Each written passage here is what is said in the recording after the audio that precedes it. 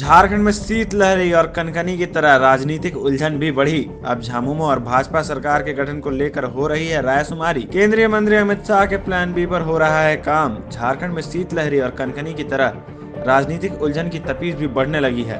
झारखंड विकास मोर्चा के भाजपा में विलय के बाद राजनीतिक उथल पुथल का प्लॉट भी तैयार कर लिया गया है। सत्ता के गलियारे में यह कहा जा रहा है कि जल्द ही झामुमो और भाजपा की सरकार बन जाएगी। महागठबंधन की सरकार हेमंत सोरेन के नेतृत्व में 29/12/2019 को बनी थी। कांग्रेस के रामेश्वर उरांव और आलमगीर आलम मंत्री बनाए गए थे। राजद कोटे से सत्यानंद भोक्ता मंत्री बने थे। अब 22 से अधिक दिन होने के बाद भी मंत्रिमंडल का विस्तार नहीं हो रहा है। इससे तरह तरह के सवाल खड़े हो रहे हैं। यहाँ तक कहा जा रहा है कि झारखंड में भाजपा और झामुमो की सरकार 2 बार बनी है। अर्जुन मुंडा के सीएम रहते हुए झामुमो में सरकार बनी थी।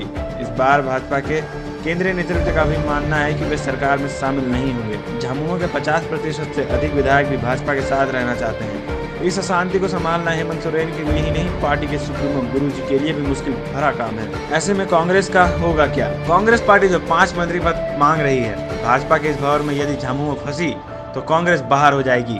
कांग्रेस का सरकार में रहने का बस सपना भी धूमिल हो जाएगा। वैसे भी कांग्रेस में नवनिर्वाचित विधायक से लेकर सेकंड पारी और थर्ड पारी खेलने वाले भी मंत्री बनने की होड़ में सबसे ऊपर हैं। कई तो दिल्ली का चक्कर भी लगा रहे हैं। झाविमो अध्यक्ष बाबूलाल मरांडी की तरफ से विधायक बंधु तिर्की को पार्टी से बाहर का रास्ता दिखा देने के बाद सत्ता में फेरबदल की अटकलें और तेज हो गई है।